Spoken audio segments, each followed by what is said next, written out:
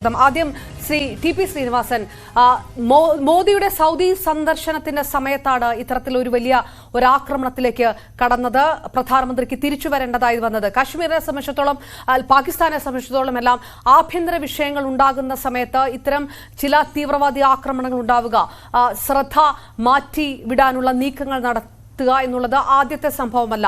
ആ തരത്തിൽ ഇതിനെ കൂട്ടിച്ചേർത്ത് വായിക്കണോ? ഈ ആദ്യത്തെ ചോദ്യം തന്നെ, എന്തുകൊണ്ട് ഈ സമയത്ത് ഇങ്ങനൊരു ആക്രമണത്തിന് തീവ്രവാദ ഗ്രൂപ്പുകൾ മുതിർന്നു എന്നുള്ളതാണ്. എങ്ങനെ നോക്കിക്കാണുന്നു താങ്കൾ?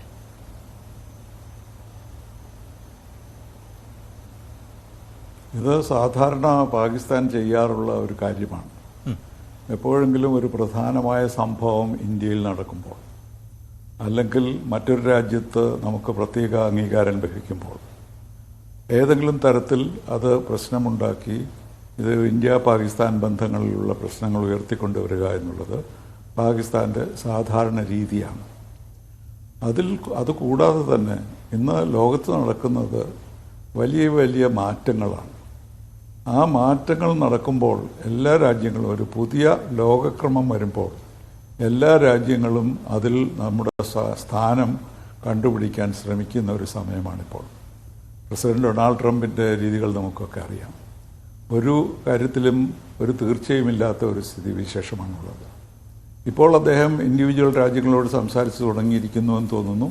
പക്ഷേ എന്നാലും അദ്ദേഹത്തിൻ്റെ ലോകവീക്ഷണം തീർച്ചയായും വ്യത്യസ്തമായതാണ്. അപ്പോൾ ഈ സാഹചര്യത്തിൽ എല്ലാ രാജ്യങ്ങളും അവരവരുടെ പ്ലസും മൈനസും നോക്കുന്ന സമയമാണ്.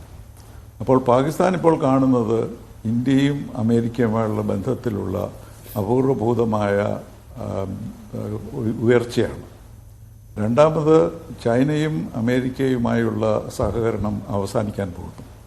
അപ്പോൾ ചൈനയിൽ നിന്ന് ഏതെങ്കിലും സഹായം പാകിസ്ഥാന് കിട്ടുമെന്നുള്ള ചർച്ചകൾ ഇപ്പോഴും നടക്കുകയാണ്.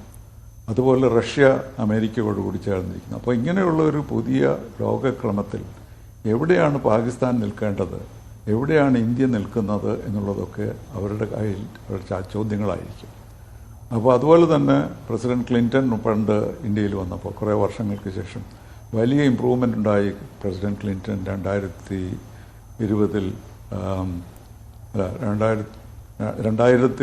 ഇന്ത്യയിൽ വന്നപ്പോൾ, അപ്പോൾ ആ സമയത്തും ഇതുപോലെ തന്നെ സംഭവം ഉണ്ടായി. അപ്പോൾ ഇതൊക്കെ വെച്ച് നോക്കുമ്പോൾ അവർ ചെയ്ത ഒരു പ്രകടനമാണ്.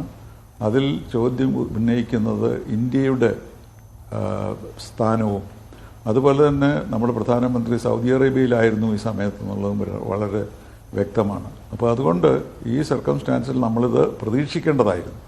പക്ഷേ ഒരു തരത്തിലും ഇതുപോലുള്ള കാര്യങ്ങൾ നേരിട്ട് മനസ്സിലാക്കാൻ പ്രയാസമാണ്. കാരണം ഇൻ്റലിജൻസ് വളരെ ശക്തമായിരിക്കണം അതിനു വേണ്ടിയിട്ടുള്ളത്. അപ്പോൾ നമ്മളത് പ്രതീക്ഷിക്കേണ്ടതായിരുന്നു. ഇങ്ങനെ ഒരു സംഭവം ഉണ്ടായതിൽ അതിശയിക്കാനില്ല. പക്ഷെ തീർച്ചയായിട്ടും നമ്മുടെ റെസ്പോൺസ് നമുക്കിപ്പോൾ അടുത്ത കുറച്ച് നിമിഷങ്ങൾക്കറിയാമെന്ന് തോന്നുന്നു. പ്രധാനമന്ത്രിയുടെ യോഗം നടക്കുകയാണ്.